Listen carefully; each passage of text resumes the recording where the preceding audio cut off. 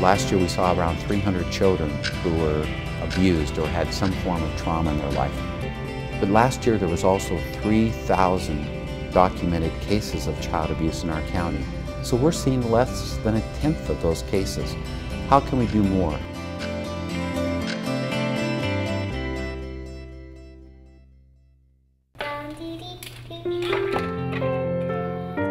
Are we gonna eat? My daughter was 6. There's no chairs. And I had been away on a cruise for a week. While I had gone on the cruise, my children stayed. One stayed with my mother, and another one stayed with a girlfriend. And our stepson, who was 18 years old, basically had the run of the house while we were gone. And a couple of days after being home, my brother-in-law contacted me and asked me if my youngest daughter had said anything or if my stepson had said anything. So I just asked my daughter, you know, did you see your brother while we were on vacation? And she very openly and honestly and calmly admitted that, yeah. They're gonna get married and then... They had come back to our place and they had played Barbies and they had gotten them undressed and made the Barbies do funny things. I don't like that game. He had asked her if she wanted to try to do those funny things, so she went along with it. I don't really wanna. While I sat there trembling, trying to stay calm and listening to it, I was trying to formulate what we would do. And my first reaction, of course, was to figure out how to get my stepson out of the house, first and foremost, and then where to take my daughter for help. Years and years down the line, 2 psychiatrists later, it was role play, it was cognitive behavior therapy, a lot of medication, all trying to deal with her acting out, and her horrible behavior and her performance in school had gone downhill. She literally in school was constantly getting in trouble.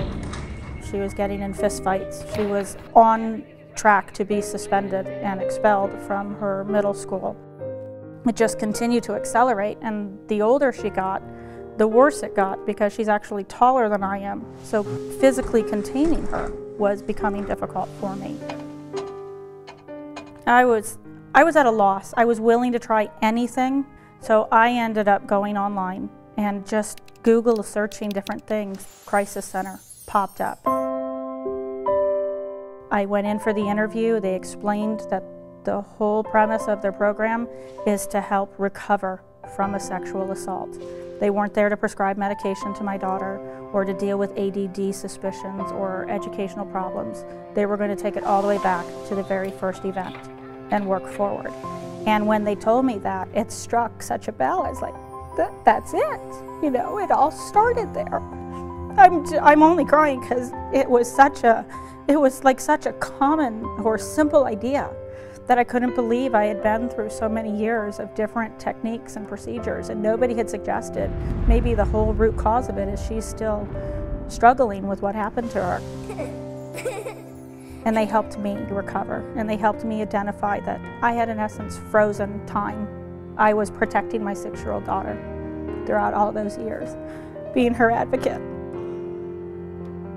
And they helped me realize that all I needed to be was her parent. I love you, Mom. If I could have been directed towards the crisis center as soon as it happened, I think a lot of misery could have been spared. Through the crisis center, she now has the hope for a future. She has drive again. She's happy. She's concerned about her appearance. She's concerned about her friends. She's concerned about consequences. She dreams of things that she wants to be. And I credit the entire happy ending to the crisis center. I was hoping that we could survive, and the crisis center has given us so much more. We're living now, we're not surviving. Just think if we had more staff to work with, you know, we could potentially see all 3,000 of those children. And who knows what difference that could make for all of us.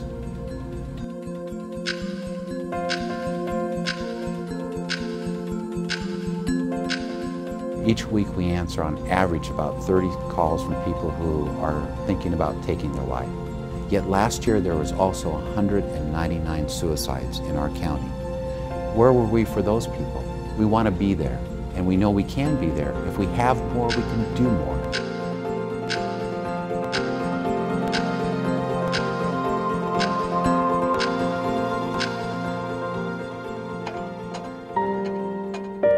the use of trying? I feel so alone. What can I do? Why me? I can't take anymore. Last year, we took over 1,600 crisis calls. There were plenty of calls that came in. We didn't necessarily have the time or the staff to cover all of those calls.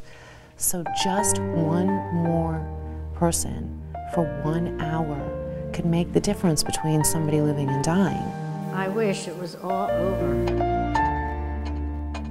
People who are driven to suicide are not some marginal group of people that nobody knows. They're your brothers and your sisters and your children and your grandparents. No one will ever notice if I'm gone. It is your problem. You may not want to look at it, and I could certainly understand why you wouldn't want to look at it, actually. But putting your head in the sand doesn't make the danger go away.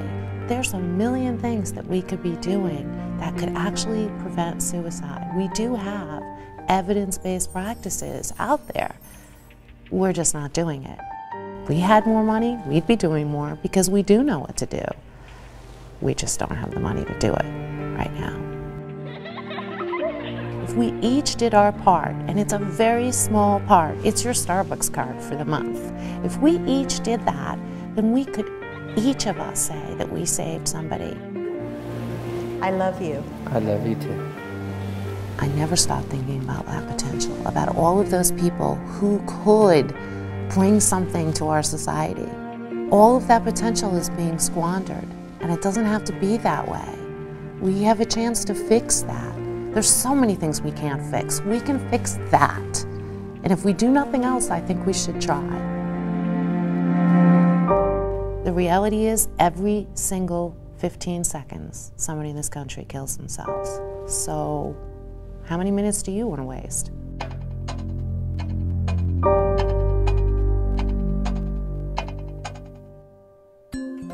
It doesn't take a lot, but it does take people who care and are willing to give of themselves to make, to help us to help them.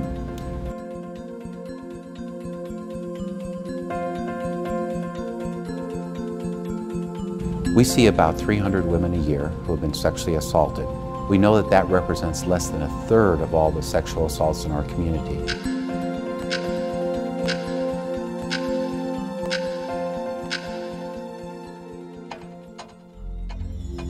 March 12, 1999 was a Friday night. My very first thought was, I'm gonna die here. I'm never gonna see my family. I'm gonna die right here. These men are in my home with a gun, and I'm gonna die. I'm gonna die. I was forced onto my stomach on the bed first. My eyes were taped over with duct tape. During the actual rape, I had a gun held to me with a pillow over my head. I just thought, if I don't fight, maybe they won't kill me. You know, if I just lay here and don't fight, maybe I'll survive through this. And that's when I let myself just go limp. I just laid as still as I could, and I just held my breath until they left the room. As soon as I heard the front door shut is when I got off the bed and just started wiggling down the hall. After 911 arrived, a detective from the sheriff's office came in and explained to me that they would be taking me to the crisis center, kind of explained to me what it was. Got to the crisis center and I was greeted by a very nice nurse who took me into a real quiet, calm room. She explained how everything was going to happen. Once it was finished, I was offered a shower. I could shower before I left, a toothbrush. I was given some clothes to put on. Called me the very next morning to check on me. The crisis center did. How are you? Did the medicines make you ill? Here's some phone numbers. Here's, we have crisis counseling, we have group counseling, we have one-on-one counseling, whenever you're ready. If the crisis center had not been there, I would have been dragged through some cold hospital, probably re-traumatized again that very same night. I probably wouldn't have found counseling until I was in the floor and my mom forced it on me or something. I don't know where I would be right now. Every second counted for me because I was given a chance. I got to put one of my perpetrators behind bars because I was taken to the crisis center where they collected the evidence, and that evidence was used in my trial and was able to prosecute. Every second counts for my life. It does. Had I not had the counseling, had I not had the people that cared and would call and check on me and showed me, I don't know that I would have survived through it. I feel good. I feel really good. I have my life. I have a beautiful daughter. I'm getting married. I'm just as happy as could be now. The Crisis Center saves lives. They give people a second chance. They give people hope. Every second of every day counts.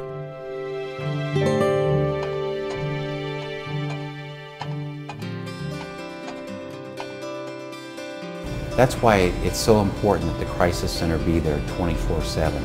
That we not only be there, but that we're able to respond.